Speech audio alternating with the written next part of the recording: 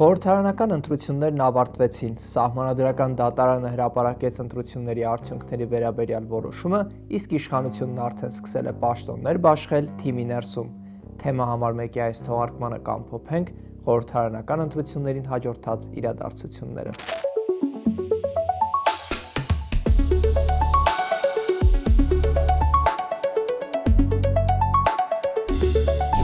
Հունիսի 14-ին Կենտրոնական ընտրական հանձնաժողովը հրապարակեց ազգային ժողովի ընտրությունների վերջնական արդյունքները։ Ըստ այդմ 9-րդ գումարման ազգային ժողովում ներկայացված կլինի 3 քաղաքական ուժ՝ Քաղաքացիական պայմանագիրը 64 падգամավորով, Ուժեղ Հայաստանը 29 падգամավորով և Հայաստան դաշինքը 12 падգամավորով։ Բարգավաճ Հայաստանը թեև շատ մոտ էր խորհրդարան անցնելուն, սակայն ձևավորվելիք ազգային ժողովում ներկայացված չի լինի։ Կենտրոնական ընտրական հանձնաժողովը անվավեր ճանաչեց 3 ընտրատեղամասերի արդյունքներ, ԲՀԿ ներկայացուցիչների խոսքով հանձնաժողովի այդ որոշման պատճառով կուսակցությունը չհաղթահարեց անցողիկ շեմը։ Այդ ընտրատեղամասերում վերաքվեարկություններ չնշանակվեցին, թեև ընդդիմության ներկայացուցիչները պնդում էին, որ դա պարտադիր է։ Միտումնավոր, հետևողական կերպով զրկում եք խորհրդարանում ներկայացված լինելու հնարավորությունից։ Խնդիրը այստեղ Բարգավաճ Հայաստան կուսակցության ներկայացվածության մեջ չէ։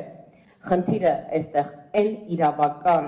մանիպուլյացիաներն են ու թվաբանական մանիպուլյացիաներն են, որոնք հետևողականորեն օրերի ընթացքում իրականացվել են եւ հիմա էլ շարունակում են իրականացվեն։ Ես ուզում եմ հավատալ, որ դուք դեռևս նախագիծն եք ընթերցում,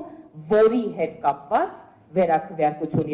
իրականացնելու մասով, ձեր նախագծի մասով, Կենտրոնական ընտրական հանձնաժողովի անդամներից գոնե մեկը ունենա վերապահում։ ԿԸՀ-ի կողմից ընտրությունների վերջնական արդյունքների հրապարակումից հետո 7 քաղաքական ուժեր դիմեցին Սահմանադրական դատարան վիճարկելու ընտրությունների արդյունքները։ Սահմանադրական դատարանը միակ մարմինն է, որ իսկապես բացառիկ լիազորությամբ է օժտված ընտրական վեճերով։ Սահմանադրական դատարանը թե վարչական դատարանից, թե Կենտրոնական ընտրական հանձնաժողովից, թե ընդհանրապես այլ պետական մարմիններից, պետական իշխանության մարմիններից վեր է։ Ընդհանրապես հենց դա էլ պատճառն է, որ Սահմանադրական դատարանը կոչվում է բարձր դատարան։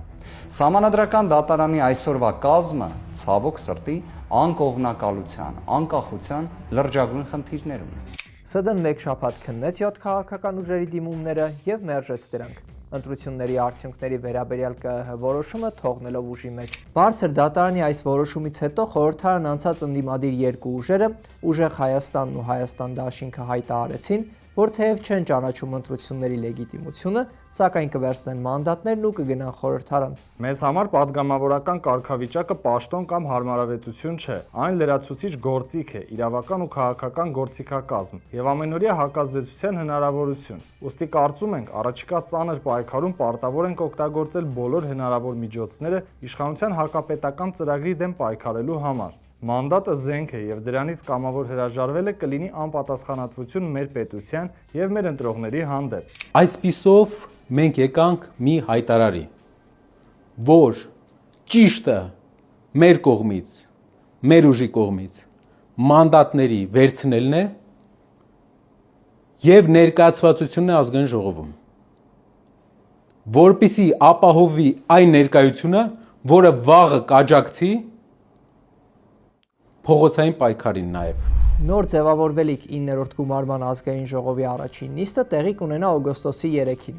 Այդ օրը կընտրվեն ազգային ժողովի նախագահը, փոխնախագահներն ու մշտական հանձնաժողովների նախագահները։ Ազգային ժողովի անդրանիկ նիստն արդեն 4-րդ անգամ կվարի Կնյազ Հասանովը որպես տարիքով ավագ падգամավոր։ Քաղաքացիական պայմանագիր կուսակցության վարչությունը ազգային ժողովի նախագահի պաշտոնում ընտրել է Ռուբեն Ռուբինյանին, որը մինչ այս ազգային ժողովի փոխնախագահն էր։ Իսկ փոխնախագահների պաշտոնների համար վարչությունը հավանություն է տվել Վահագն Ալեքսանյանի եւ Հայկ Կոնջորյանի թեկնածություններին։ ՔՊ խմբակցությունն էլ ամենայն հավանականությամբ կղեկավարի Արուսյակ Մանավազյանը։ Թե ով կլինի ազգային ժողովի ընդդիմադիր փոխնախագահը դեռևս հայտնի չէ։ Բայց գործունեությունն ավարտող խորհրդարան նորեր առաջ փոփոխություններ կատարեց ազգային ժողովի կանոնակարգ սահմանադրական օրենքում։ Ըստ այդ փոփոխությունների, եթե ընդդիմադիր խմբակցությունները սահմանված ժամկետում չեն առաջադրում ազգային ժողովի փոխնախագահի կամ մշտական հանձնաժողովների նախագահների թեկնածուներ, ԱԺ-ն անցնում է օրակարգի հաջորդ հարցի քննարկմանը։ Նախկին կարգավորումներով խորհրդարանն առանց ազգային ժողովի նախագահի,